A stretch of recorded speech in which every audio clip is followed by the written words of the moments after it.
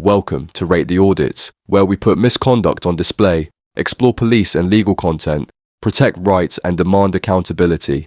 From a young age, we are taught to trust the police, the very people sworn to protect us and uphold the law. But what happens when the predator wears the badge? This is the story of Adam Provan, a former Metropolitan Police officer, a serial rapist, and a man who was allowed to continue his reign of terror for years because of the very institution that was meant to uphold justice. Before I start, I would greatly appreciate if you could like, comment and subscribe. Thank you.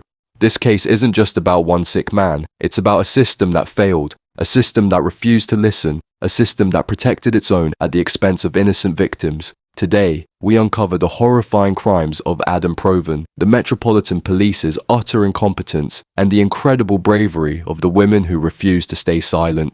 We look at the pattern of police misconduct and cover-ups that allowed a man like Provan to thrive within an institution where accountability was nothing more than a hollow promise. Adam Provan wasn't just a bad officer, he was a predator with a badge, a man who used his position to manipulate, control, and violate those around him.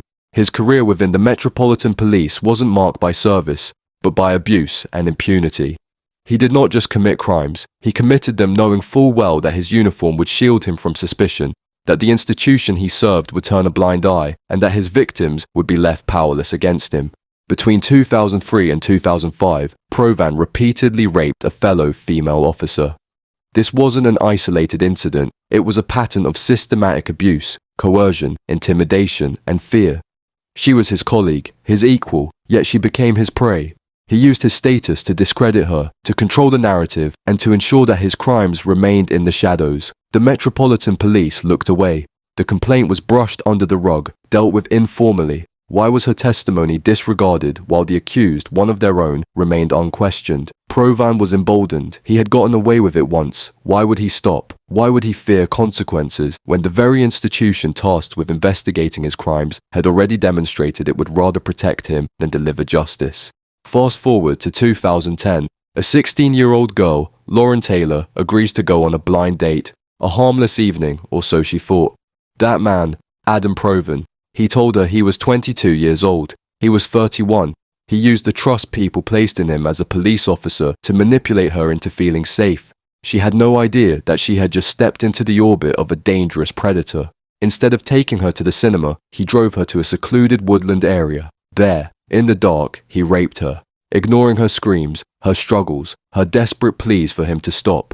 Then, he took her to McDonald's as if nothing had happened, as if he hadn't just shattered a young girl's world. Lauren later recalled how she felt powerless, trapped in a nightmare she couldn't escape. She feared that if she spoke out, no one would believe her.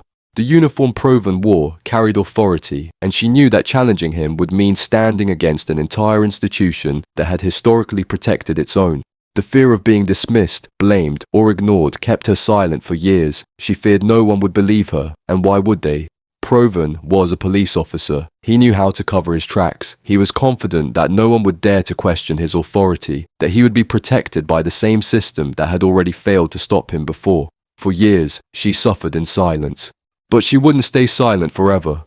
This should have been the end of Adam Provan's career. A complaint should have led to an investigation. A background check should have revealed what he had already done to his fellow officer years earlier. But the Metropolitan Police didn't act. They let him stay. They let him wear the uniform. They let him hold power. In 2005, a female officer had already raised concerns. The response? Resolved internally. Then, when police finally checked Provan's phone years later, they found something chilling. He had saved the contact details of over 700 women. 700, a list of potential victims. And yet, the police had done nothing. This wasn't incompetence. This was willful negligence. A system designed to protect its own.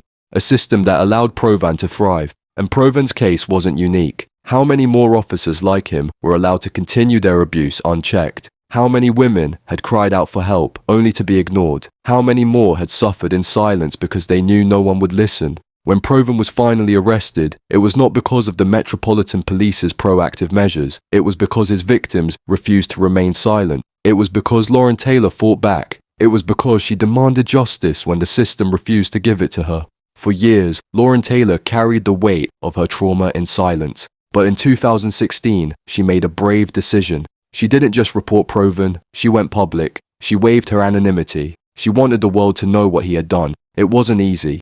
The system is designed to silence victims, to protect abusers, but Lauren wouldn't be silenced. She fought for justice not just for herself, but for the countless other victims who had been ignored, dismissed, or outright silenced. Her bravery led to his conviction. Without her, Provan might still be walking free.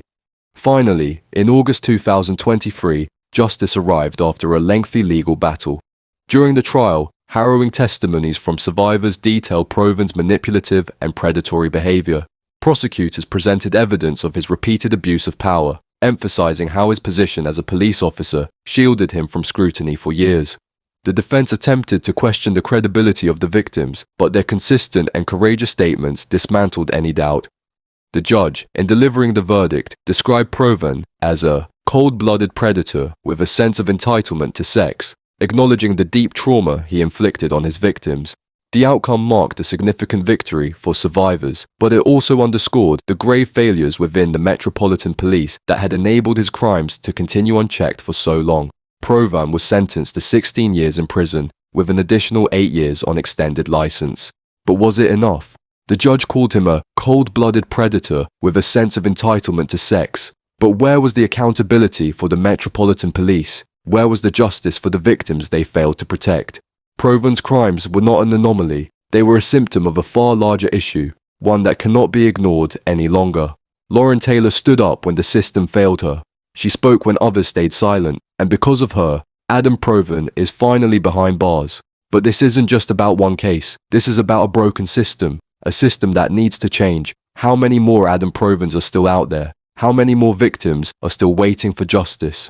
It's time to hold them accountable. Investigations into police misconduct must be transparent and independent, ensuring that no officer is above the law. Survivors must be supported with resources, legal aid, and protection against institutional retaliation. The Metropolitan Police must implement stricter oversight, enforce harsher penalties for officers who abuse their power, and commit to listening to victims rather than dismissing their claims. It's time for real justice, one that prioritizes people over reputation, accountability over silence, and change over complacency.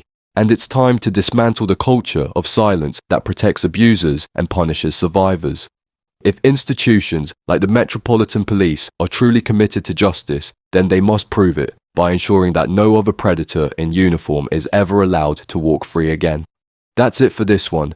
If you found this video informative, don't forget to like, comment and share. Let me know what you want to see next. This is Rate the Audits. Thanks for watching, and I'll see you in my next video.